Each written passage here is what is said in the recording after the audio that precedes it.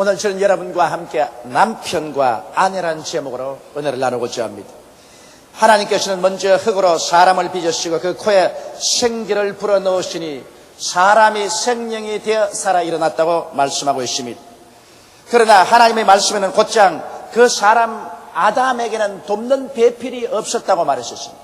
이것을 보게 될 때 사람이 혼자는 못 산다는 것을 분명히 보여주고 있는 것입니다. 남자에게는 돕는 배필이 있어야 된다는 것을 보여주고 있습니다. 그래서 하나님이 아담을 깊이 잠들게 하시고 그게 갈빗뼈를 취하시고 그것이 흙으로 메우시고 그 갈빗뼈로 여자를 만들었었습니다.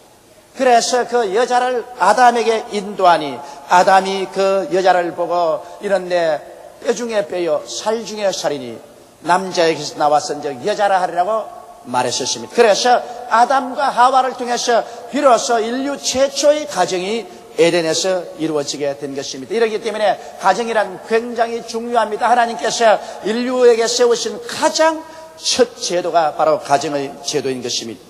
그리고 성경에는 남자가 그 부모를 떠나 여자와 연합하여 한 몸이 될지라고 명령을 내리고 계십니다.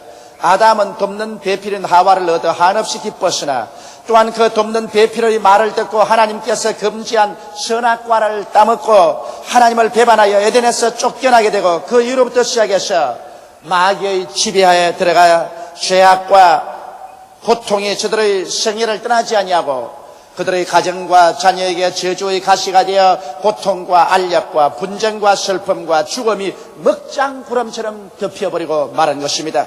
이것이 우리 인류 조상 아담과 하와 그 가정의 시작과 비격을 성경이 분명하게 우리에게 보여주고 있는 것입니다. 우리들은 남편과 아내 간의 좋은 관계를 정립시키고 행복한 부부의 삶을 발전시키며 행복한 가정을 이루기 위해서는 가정의 원초적인 뿌리와 비극의 이유를 알아야 하고 그 위에 우리 주 예수님께서 새롭게 세워주신 부부관계의 원리를 깨달아 실천하면 진실로 행복한 삶을 살아갈 수가 있는 것입니다. 그러면 오늘 이 시간 우리 행복한 가정을 위해서 행복한 남편과 아내의 관계를 위해서 성경이 가르치고 있는 진리에 관심을 기울여 보고자 합니다. 첫째로 남편과 아내라는 존재적인 위치를 우리가 잘 알아야 되겠습니다. 이 세상에는 남자가 있고 여자가 있고 또 남자와 여자가 서로 마음이 맞아 한 가정을 이루어 남편과 아내가 되는 것입니다. 그러나 두 사람이 함께 모여 살게 될 때는 두 사람이 똑같은 위치에서 똑같은 사명을 가지고 살 수는 없습니다. 남편은 남편으로서 위치가 있고 아내는 아내로서의 위치가 있는 것입니다. 성경에는 이 존재적인 위치를 어떻게 설명하고 있는지 알아봐야 되겠습니다. 그 창조적인 순위를 보면은 고린도전서 11장 8절에 남자가 여자에게서 난 것이 아니요 여자가 남자에게서 났음이라고 말하고 있는 것입니다. 그러므로 남자가 먼저 지음을 받고 남자에게서 여자가 나왔으므로 어찌할 수 없이 창조적인 순위가 남자가 앞서는 것입니다. 남자가 먼저 태어났으므로 반드시 남자는 여자를 인도하고 돌보고 이끌어야 될 위치에 놓여 있는 것을 알 수 있는 것입니다. 여러분 성경에는 우리의 영적인 남편은 예수 그리스도라고 말하셨습니다. 그리고 우리는 예수 그리스도의 영적인 아내들인 것입니다. 우리가 영적으로 볼지라도 예수님께서 만물보다 먼저 나시고 그 다음에 우리가 지음을 받으셨습니다. 그러므로 예수님은 우리보다 훨씬 앞서 있으며 그렇기 때문에 예수님은 우리를 돌보시고 인도하시고 우리를 사랑해 주시는 위치에 놓이게 된 것입니다. 남편과 아내의 관계는 마치 영적으로 예수 그리스도와 교회의 관계가 그러한 것처럼 일치한 것입니다.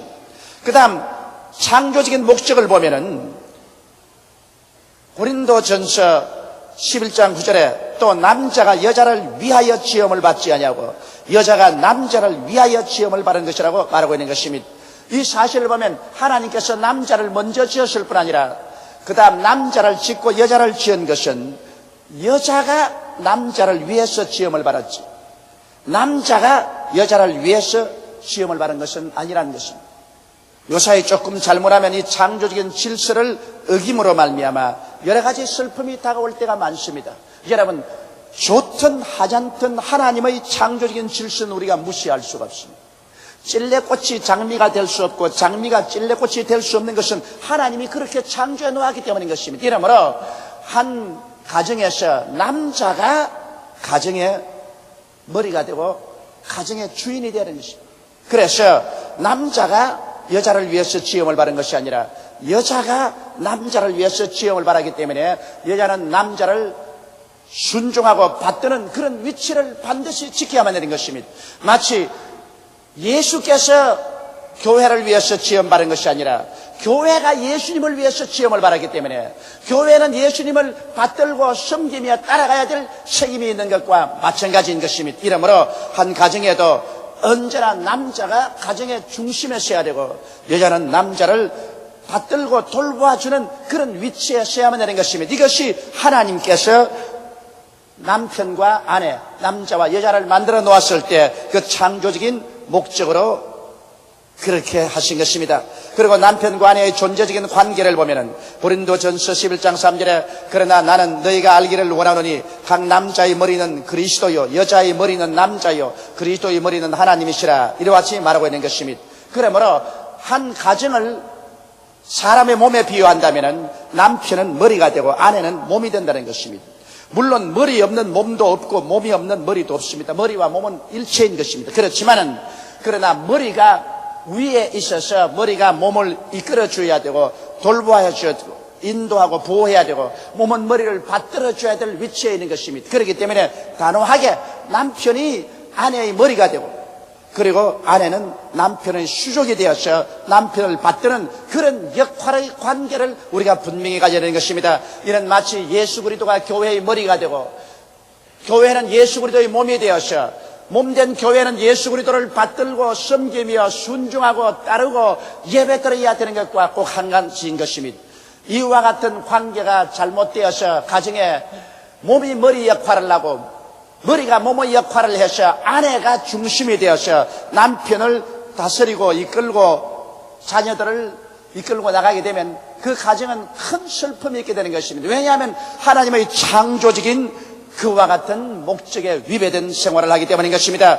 머리는 몸을 돌보고 이끌어가며 지시해야 되고 몸은 머리를 받치고 있으며 보좌하고 순복해야 되는 것은 마땅한 일인 것입니다. 이와 같은 그 일이 있어야 올바르고 행복한 가정이 이루어지는 것입니다. 남편과 아내라는 존재적인 위치를 우리가 분명히 알아야지 이 위치를 우리가 서로 바꾸어 놓든지 거역하게 되면 무질서가 다가오고 하나님의 축복은 떠나버리고 그리고 그 고통 속에서 많은 슬픔이 나오고 마는 것입니다. 둘째로 남편과 아내의 심리적인 관계도 우리가 분명히 알아야 되는 것입니다. 창세기 3장 16절에 또 여자에게 이르시되 내가 네게 잉태하는 고통을 크게 더하리니 내가 수고하고 자식을 낳을 것이며 너는 남편을 사모하고 남편은 너를 다스릴 것이니라고 하시니라 이렇게 기록하고 있는 것입니다. 이것은 하나님께서 아담과 하와를 지으시고 난 다음에 그들의 심리적인 상황을 규정시한 것입니다. 여기에 남편과 아내가 같이 있을 때 여기 남편인 그 아담의 마음속에는 지배하는 심리를 넣어주었고 아내인 하와의 마음속에는 남편을 사모하고 따르는 심리를 넣어준 것입니다. 그렇기 때문에 자동적으로 남편은 그 마음속에 지배적 심리를 가지고 있는 것입니다. 남편은 집에 들어오면 아내에게 받듦을 받기를 원하고 또 아내와 자녀와 가정을 다스리고 지배하려는 그런 심리가 있습니다. 이것은 폭군이 되기 위해서 그렇게 된 것이 아니라 하나님께서 그와 같은 마음을 넣어준 것입니다. 이러므로 남편은 그 지배적인 심리를 악용해서는 안 됩니다. 수많은 남편들이 지배적인 심리를 잘못 사용해서 폭군이 되어가지고 난폭한 말과 완력으로서 집안을 다스리려고 하는데 이것은 부패하고 잘못된 지배꾼인 것입니다. 진실한 지배는 사랑으로서 지배하는 것입니다. 이 세상에서 사랑으로서 지배할 수 없으면 그 지배는 벌써 실패하고 만 것입니다. 사랑으로 말미암아 그 남편은 하나님이 주신 지배적 심리를 올바르게 사용해서 아내를 인도하고 자녀들을 돌보아 줘야 하는 것입니다. 사랑이 없는 지배는 폭력이요 폭군에 불과한 것이고 그것은 부패하고 파괴적인 것인 것입니다. 그리고 아내는 남편을 사모하는 심리를 갖고 있는 것입니다. 이러기 때문에 별 도리 없이 하나님은 아내라는 분들에게 남편을 사모하고 사랑하는 밧줄로 묶어 놓았습니다. 아내가 아무리 해도 이 남편을 사모하고 남편을 사랑하는 그 밧줄에서 자기를 해방시키려고 몸부림을 쳐도 안 되는 것은 하나님께서 그와 같은 심리를 넣어주시기 때문인 것입니다. 이러므로 별 수 없이 아내는 항상 남편을 사모하고 그 사랑의 줄에 묶여서 살 수밖에 없게 되어 있는 것입니다. 이것이 잘못되면 투기화되어서 가정에 수많은 슬픔과 불행을 가져올 수 있습니다만, 그러나 올바른 사모하는 마음을 언제나 기도하고 견지해야 될 것입니다. 그리고 심리적으로 남편은 도움을 받는 마음의 태도를 가지고 있고 아내는 돕는 심리를 가지고 있는 것입니다. 성경에 남자는 돕는 배필이 필요하다고 말씀하고 있는 것입니다. 그렇기 때문에 오늘날 보면 가정에 보면 남편은 언제나 아내의 도움이 필요합니다. 식사로부터 시작해서 빨래를 하고 가정을 돌보고 자녀를 기르고 모든 생활에 아내의 도움이 절대로 필요합니다. 그렇기 때문에 여자는 혼자 살 수 있어도 남자는 혼자 살 수 없다고 하는 이유가 거기에 있는 것입니다. 이러므로 남편은 도움을 받는 심리가 있으므로 어찌하든지 집에 들어오면 도움을 받으려고 합니다. 이러므로 남편은 큰 어린 애기라고 말하는 사람들도 있는 것입니다. 아내는 돕는 심리가 있어서 어찌하든지 도우려고 애를 많이 쓰게 되는 것입니다. 저희들이 교회에서 행사를 할 때로 보면은 우리 장로님 부부간이나 교역자 부부간이나 야유회를 가서 함께 예배를 드리고 식사를 할 때로 보면은 남자들은 당연한 것처럼 앉아가 있고 전부 예아들이 가가지고서 밥을 가져오고 물을 떠오고 음식을 나눠줍니다. 그럴 때 나는 종종 생각하기를 이거 불공평하다. 똑같이 나왔는데 왜 남자들은 언연히 앉아서 도움받기를 바라고 여자들만 나가서 일을 하느냐. 이거 좋지 않다. 또 제가 어느 집에 신방 가보더라도 예배를 드리고 나면은 남자들은 가만히 방에 앉고 갑자기 예배 본 이후에 여자들은 다 일어나가지고서 부엌으로 왕 몰려갑니다. 그래서 여러 가지 음식을 가져온다든지 과자를 가져온다든지 여자들이 일을 하고 있습니다. 그 왜 그럴까? 남자들은 왜 이렇게 앉아있고 여자들만 자꾸 일을 하는가? 그렇게 생각했는데 성경을 알아보니까 남자들은 도움을 받는 심리를 가지고 있고 여자들은 돕는 심리를 가지고 있는 것입니다. 그러므로 여자들은 돕지 않고는 견딜 수 없는 그 마음의 자세를 가지고 있기 때문에 무슨 일이 있어도 일어나서 스스로 몸과 활동을 통해서 도우려고 애를 쓰는 것입니다. 이러므로 남편은 부인의 도움을 받아서 온전한 남편이 됩니다. 훌륭한 부인을 가지고 있는 남편은 100만 대군을 거느린 장군과 같은 것입니다. 언제나 훌륭한 남자 뒤에는 그를 돕는 훌륭한 여인이 있는 것입니다. 남편들은 별 도리 없이 부인의 말을 잘 듣게 되어 있기 때문에 부인이 말을 잘해서 잘 도와주면 훌륭하게 되고 잘못 도와주면 부패하게 되는 것입니다. 그러므로 한 사회와 국가가 잘 되고 못 되는 것은 그 남편의 뒤에서 도움을 베푸는 여자들에게 많이 달려 있습니다. 제가 가만히 지금까지 생활하면서 경험해 보니까 남자들과 더불어서 내내 이야기해서 뜻이 모아졌는데도 불구하고 하루 저녁 집에 가서 자고 와서 그 이튿날 뭐 다른 소리 한다고요. 그러므로 집에 가서 자고 오기 전에 서류를 만들어서 아주 도장을 꽉 받아버려야지. 집에 가서 자고 오면 다른 소리 한. 그거는 왜냐하면 부인의 말을 듣고 난 다음 그 마음이 달라지는 것입니다. 여러분 아담을 보십시오. 마귀가 와서 직접 아담을 깬 적은 없습니다. 그러나 아담을 깨기 위해서는 아담을 돕는 자인 부인을 먼저 손에 잡아야 됩니다. 그래서 하와를 꿰가지고서 하와로 하여금 선악과를 먼저 먹고 그것을 아담에게 주게 했습니다. 아담은 번연히 선악과를 먹으면 하나님을 반역하는 걸 알면서도 하와의 꾀임에 빠졌어요. 하와의 말을 듣고 선악과를 먹고 하나님을 배반하고 말한 것입니다. 이것을 보게 될 때 부인의 영향력이란 보통 크지 않습니다. 왜냐하면 남자는 도움을 받는 심리가 있고 부인은 도와주는 심리가 있기 때문에 끊임없이 남편은 안 그렇다 하면서 부인의 말을 듣고 그것으로 말미암아 생의 중대한 결단을 내리는데 영향을 미치게 되는 것입니다. 그러므로 마귀와 죄악은 인간 심성을 부패하게 하여 남편과 아내의 심리적인 관계를 비뚤어지게 하고 있고 참된 관계를 갖지 못하게 해서 오늘날 수많은 사람들에게 슬픔과 불행이 있는 것입니다. 우리가 참으로 올바른 남편과 아내의 관계를 유지하려면 회개하고 예수를 구주로 믿고 구원을 받고 난 다음에 하나님이 우리에게 정해주신 남편과 아내의 위치를 분명히 지키고 남편과 아내로서의 심리적인 그 관계를 분명히 알아서 올바른 위치에 서서 서로 관계를 맺고 살 때 행복한 삶을 살아갈 수 있는 위치를 얻을 수가 있는 것입니다. 셋째로는 이제 남편과 아내의 상호 이무가 있습니다. 여러분은 가정을 이루는데 자기의 권리만 주장하고 자기의 이무와 책임을 다하지 아니하면 아무것도 안 되는 것입니다. 남편은 남편으로서의 권리가 있을 뿐 아니라 이무와 책임이 있습니다. 아내는 아내로서의 권리가 있을 뿐 아니라 지켜야 될 이무와 책임이 있는 것입니다. 성경에는 남편에게 먼저 이와 같은 중대한 이무에 대해서 말씀하고 있는 것입니다. 남편들아, 아내 사랑하기를 제 몸같이 하라. 이는 마치 그리스도께서 교회를 위해서 자기 몸을 주심같이 하라고 말한 것입니다. 예수님께서는 자기의 영적인 아내 되는 교회를 위해서 자기의 몸을 주셨습니다. 몸을 찢고 피를 흘려서 교회의 모든 죄를 대신 짊어지고 교회의 죄를 다 청산하셨습니다. 그리고 교회에는 성령을 주시고 교회에 있는 모든 병을 고치시고 저주를 다 제하시고 그리고 교회가 장차 천국에 들어와서 영원히 살 수 있는 집을 예비하기 위해서 주님은 먼저 천국으로 가셨습니다. 이와 같이 예수님은 교회에 대한 좋은 남편이 된 것처럼 그에 따라서 오늘 육신의 남편도 자기의 아내에 대해서 자기의 사랑의 이무를 다하라고 말하고 있는 것입니다. 사랑이라는 것은 입술의 말로만 사랑하는 것이 아닙니다. 사랑은 행동으로 증명되지 않고는 절대로 사랑이라고 할 수 없습니다. 하나님이 세상을 이처럼 사랑하신 것은 행동으로 증명되어서 독생자를 주신 것입니다. 예수님이 우리를 사랑했다는 것은 그 증거로서 그 몸을 찢고 피를 흘려서 우리를 위해서 십자가에서 대속 제물이 되어 주신 것입니다. 이러므로 남편이 아내를 사랑한다고 아무리 말을 해도 말로서는 소용이 없습니다. 그 말이 증명되어야 되는 것입니다. 그러므로 남편들아, 아내 사랑하기를 자기 몸같이 하라고 했는데 어떻게 할까요? 여러분, 사람은 자기 몸은 끝까지 이해를 하려고 하는 것입니다. 내가 잘못해서 상처를 입었어도 상처 입었다고 해서 그것을 잘라버리지 않냐고 그것을 약을 바르고 붕대를 첨해주고 쓰다듬어서 고쳐주는 것입니다.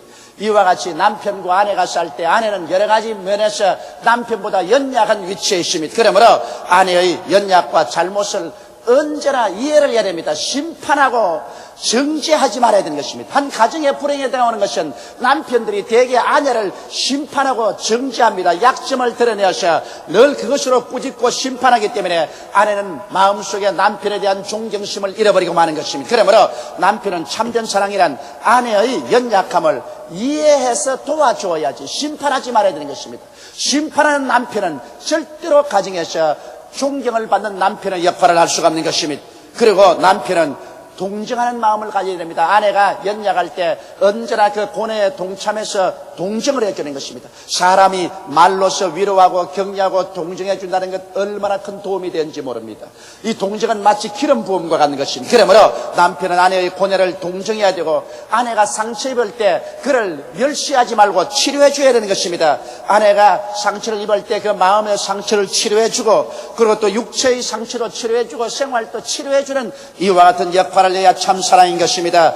그리고 짐을 나누어 져야죠. 사람이 세상에 살면 모두 다 자기 짐이 있습니다. 자기의 마음에 있는 짐을 솔직히 털어놓을 때 그것을 꾸짖지 말고 그 짐을 받아서 함께 짐을 짊어져 주는 그런 남편이 되어야 되고 또 아내의 소원을 이루어 줘야 되는 것입니다. 세상에 살면서 다 마음에 소원이 있지 않습니까? 잘못된 것이 아닌 이상은 남편이 힘을 내어서 그 아내의 소원을 이루어주는 그런 일이 돼야지. 아내라고 해서 무조건 하고 집에서 짓밟아버리고 집에서 곰팡이나 피라고 해서는 절대로 행복한 가정도 안 되고 아내에 대한 사랑도 아닌 것입니다. 그리고 남편은 아내를 잘 양육할 의무가 있는 것입니다. 아내가 마음 놓고 살 수 있는 주거를 준비해 주어야 되고 또 무엇을 먹을까 무엇을 입을까 무엇을 마실까 걱정하지 말아야 되는 것입니다. 자기는 월급 받아서 술 먹고 도박해버리고 집에는 한 푼도 안 가져오면서 와서 그냥 주먹질이나 하고 고함이나 치는 이런 남편들이 오늘 대단히 많습니다. 이러한 것은 이제 우리 사회에서 용납될 수가 없는 것입니다. 남편들은 아내를 사랑하는 것은 일식생활을 보장해야 되고 생활의 기쁨을 가져야 됩니다. 무엇 때문에 한 가정을 이루어서 삽니까? 기쁨을 가지고 살기 위한 것이지 슬픔을 위해서 함께 모여 사는 것은 아닙니다. 이러므로 어떠하든지 남편은 가정에 기쁨을 가져오도록 해야지 가정에 와서 고함치고 가정을 우울하게 만들고 지옥으로 만드는 이러한 남편이 되어서는 절대로 안 되는 것입니다. 그리고 남편은 아내를 생활에 성장하도록 도와줘야 하는 것입니다. 아내도 똑같은 남편과 함께 하나님의 자녀요 인격을 가지고 있기 때문에 그 아내가 그의 생활이 성장하도록 도와주는 것입니다. 집에서 그냥 그대로 곰팡이 피도록 내버려 두어서는 안 되는 것입니다. 고린도전서 11장 7절에 보면 남자는 하나님의 형상과 영광이니 그 머리에 마땅히 쓰지 않거니와 여자는 남자의 영광이라고 말했습니다. 여자가 남자의 영광입니다. 그러므로 남자가 얼마나 영광스러우냐는 것은 그 가정에 그 아내를 얼마나 영광스럽게 만들어 놓았느냐 여기에 달려있는 것입니다. 아내를 영광스럽게 만들어 놓으면 그 영광의 기쁨이 남편에게 돌아오게 되는 것입니다. 그러므로 아내에게 어찌하든지 그 영광스러운 꿈을 성취해서 인생을 정말 가치 있게 살 수 있도록 도와주는 것은 남편의 사랑이 마땅히 그대로 실천해야 될 일인 것입니다. 그러면 성경에는 또한 아내의 의무도 있는 것입니다. 아내의 의무란 무엇입니까? 여러분, 남편은 아내를 사랑하라고 했는데 아내에 대한 첫째 의무는 아내는 남편을 경외하라고 말한 것입니다. 여러분, 남편을 존경할 의무가 있는 것입니다. 성경 에베소서 5장 33절에는 그러나 너희도 각각 자기 아내 사랑하기를 자기같이 하고 아내도 그 남편을 경외하라고 말했습니다. 존경하고 두려워하라. 오늘날 젊은이들이 결혼하는 것 보면은 이제는 남편과 아내 사이에 남편이 아내를 사랑하고 아내가 남편을 경외하는 일이 있어야 되는데 그것이 없고 한 친구가 되어버리죠. 요새 젊은이들 결혼하는 가정에 제가 신방을 가끔 가보면은 이것은 경외하는 것이 아니라 완전히 친구입니다. 아내가 남편 보고 하는 말은 야 빨리 저 부엌에서 뭘 좀 가져와. 시간 없어. 이거 빨리 정리해. 막말을 하고 서로 친구처럼 삽니다. 그러니까 친구처럼 살면 좋지 않느냐 그러는데 절대로 그렇지 않습니다. 그것은 인간 보기에 좋은 것 같지만 하나님의 법칙에 어긋난 일은 절대로 결과가 좋지 않습니다. 하나님께서 그렇게 만들어 놓은 건 아닙니다. 하나님께서는 남편은 아내를 자기 몸처럼 사랑하고 아내는 남편을 두려워하고 공경하라고 말한 것입니다. 두려워함과 공경함이 없이는 절대로 가정에 행복이 다가올 수가 없는 것입니다. 참으로 존경하는 곳에 참으로 행복이 다가올 수 있는 것입니다. 물론 남편이 존경받을 수 있도록 생활해야 되겠지만 아내는 절대로 남편을 존경하는 것입니다. 여기 아직 결혼을 하지 않은 처녀들이 있으면 내가 말합니다. 존경할 수 없는 남자에게 시집가지 마십시오. 돈을 보고 지위를 보고 가문을 보고 시집을 가면서 속으로는 비웃고 속으로는 비하한 생각을 가지고서 간다면 그 가정은 절대로 행복해 주지 않습니다. 존경할 수 있는 남자에게 시집을 가서 한평생 존경심을 가지고 살 수 있어야 그 결국 행복한 가정을 이룰 수가 있는 것입니다. 그러므로 아내는 남편을 존경하는 것이 의무입니다. 존경해도 좋고 안 하는 것이 아닙니다. 반드시 존경해야만 되는 것입니다. 제가 이 설교를 2부 예배 마치고 난 다음에 사무실에서 우리 집 사람을 보고서 당신 날 존경해? 그렇게 물어봤습니다. 존경한다고 그러기에 됐다고 했습니다. 아무리 오래 살아도 존경심을 가지고 남편을 받들어야 되는 것입니다. 그리고 아내는 복종의 의무가 있습니다. 에베소서 5장 22절로 24절에 아내들이여 자기 남편에게 복종하기를 죽게 하듯 하라. 이런 남편이 아내의 머리됨이 그리스도께서 교회의 머리됨과 같으니 그가 친히 몸의 구주시니라. 그러나 교회가 그리스도에게 하듯 아내들도 범사에 그 남편에게 복종할지니라. 여러분, 교회의 남편은 예수님이신 것입니다. 그러므로 교회는 우리가 교회에 와서 예수 그리스도를 어떻게 합니까? 절대로 복종입니다. 내가 따르고 싶으면 따르고 안 따르고 싶으면 안 따르고 그것 아닙니다. 절대로 예수님께 복종하고 경외하고 사랑하며 따라가는 것입니다. 이와 같이 성경에는 아내들이 남편에게 복종하기를 교회가 그리스도에게 하는 듯 하라고 말하는 것입니다. 그러므로 순종과 복종이라는 의무는 다릅니다. 순종이란 말은 내가 따라가고 싶으면 따라가고 안 따라가고 싶으면 안 따라가는 것이지만 복종은 원튼 원치 않든 따라가는 것입니다. 그러므로 남편이 올바르게 서서 인도하는 이상 부인은 남편에게 복종해야 될 의무가 있는 것입니다. 물론 남편이 아내 보고서 죄지으라고 하는데도 복종만 한대요. 도둑질하고 오너라 근데도 복종하겠습니다. 방탕해라 복종하겠습니다. 내가 보니까 어떠한 남편은 정신이 이상이 되어서 부인 보고 자꾸 나가서 몸을 팔아서 창녀노릇에 돈 벌어오라 그럽니다. 그것도 그러면 복종하겠습니다. 이런 것은 복종이 아닙니다.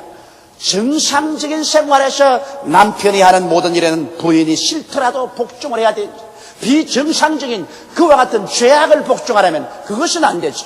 그러나 정상적인 생활에서는 교회가 그리스도에게 복종하듯 아내들도 남편에게 복종해야 됩니다. 오늘날 아무리 여군이 신장되었다 할지라도 이제는 동등이니까 나는 남편에게 복종하라고 내 마음대로 살겠다고 하면은 그 가정은 콩가루 집안이 되어버리고 마는 것입니다. 그리고 아내는 남편을 돕는 의무가 있습니다. 어찌하든지 남편을 심신을 불구하고 모든 일에 도와줘야 되는 것입니다. 그것은 하나님이 돕는 배필로 지었기 때문에 여자에게는 반드시 남편을 도우라는 의무와 책임이 주어 있으므로 이것을 시행해야 되고 가정 살림을 잘 꾸려갈 의무가 있는 것입니다.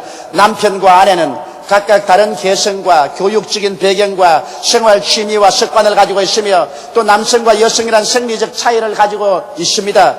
이처럼 다른 두 개체가 함께 조화를 갖고 행복한 삶을 살기 위해서는 하나님께서 주신 기본적인 법칙을 반드시 우리가 지켜서 자기의 위치를 지키고 그리고 자기의 의무를 다해야만 되는 것입니다. 그래서 그 가운데서 남편과 아내가 서로서로 성장하고 발전해 나가야만 되는 것입니다. 하나님의 이 법칙을 무시하면 남편과 아내의 행복한 게임은 망쳐지고 맙니다. 그러나 이 법칙을 지키면서 서로서로 생활의 단계를 따라 변화와 성장과 발전을 도모하면 수많은 비바람과 고뇌가 있음에도 불구하고 이를 통해서 가정은 행복을 가지고 성장하고 발전해 나갈 수가 있는 것입니다. 다 같이 고개시켜 기도드리겠습니다. 전능하시고 거룩하신 우리 아버지 하나님, 5월은 가정의 달이고 이 가정의 달 마지막 주일을 보내면서 남편과 아내란 무엇인가를 성경을 통해서 알아보았습니다. 하나님 아버지여, 교회의 남편은 바로 예수 그리스도요, 교회의 아내는 바로 우리 성도들입니다. 우리가 우리 주 예수 그리스도를 경외하고 순종하고 복종하며 섬기고 따르는 것처럼 내 아버지 하나님이 산 가정도 그 모범을 따라서 아내와 남편의 관계가 올바르게 정립되게 도와주시옵소서. 성경에 보면 남자가 먼저 나고 여자가 뒤에 난 것은 남자가 여자를 인도하라고 한 것이요, 남자가 여자를 위해서 태어난 것이 아니요 여자가 남자를 위해서 태어났던 것이니 여자는 남자를 잘 받들고 보필하라는 그런 의무와 책임이 있는 것을 알고 있습니다. 남자는 여자를 다스리고 여자는 남자를 사모하는 이것도 하나님이 주어진 심리적인 현상이요, 이것을 우리가 부인할 수가 없습니다. 그러므로 아버지, 오늘 이 시간에 우리는 남편으로서 아내로서 자기가 지어진 위치와 지어진 심리적인 상황을 깊이 이해하고 깨달아서 그대로 순종해서 살아갈 수 있게 하여 주시옵시고, 남편은 남편으로서 의무와 책임을 다하고 아내는 아내로서 의무와 책임을 다해서 행복한 가정 삶을 이룰 수 있는 우리들이 되게 도와주옵소서. 하나님 아버지여, 우리는 무엇보다도 우리의 남편은 천지와 만물을 지으신 우리 주 예수님이십니다. 그리고 우리는 예수 그리스도의 영적인 신부가 된 것을 감사하게 생각하옵나이다. 예수님 우리보다 먼저 나시고 우리는 예수 그리스도를 위해서 지음바 되었었습니다.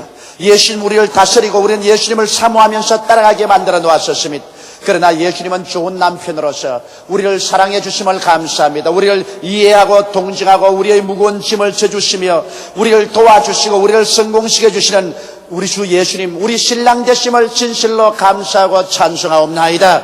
우리는 예수 그리스도의 신부로서 예수님을 경외하고 복종하며 그리스도를 따라가는 우리들이 되게 도와주시옵시고, 그리스도를 위해서 열심을 다하는 우리들이 되게 도와주옵소서. 하나님 아버지여, 그리스도와 교회의 관계가 이 지상에서 남편과 아내의 관계의 모범이 된다는 것을 알게 하여 주시옵소서. 그래서 아내와 남편이 올바른 관계를 가지고 사는 것처럼 우리도 우리 남편 대신 예수님과 우리와의 올바른 관계를 늘 갖고 사는 우리들이 되게 도와주시옵소서. 우리는 예수님보다 뒤에 나시니 언제나 예수님을 따라가고 예수님을 섬기고 복종하는 우리들이 되게 도와주시옵시고, 주를 위해서 힘써 일하는 우리들이 되게 하여 주옵소서. 우리 주 예수님 이름으로 기도드리옵나이다. 아멘.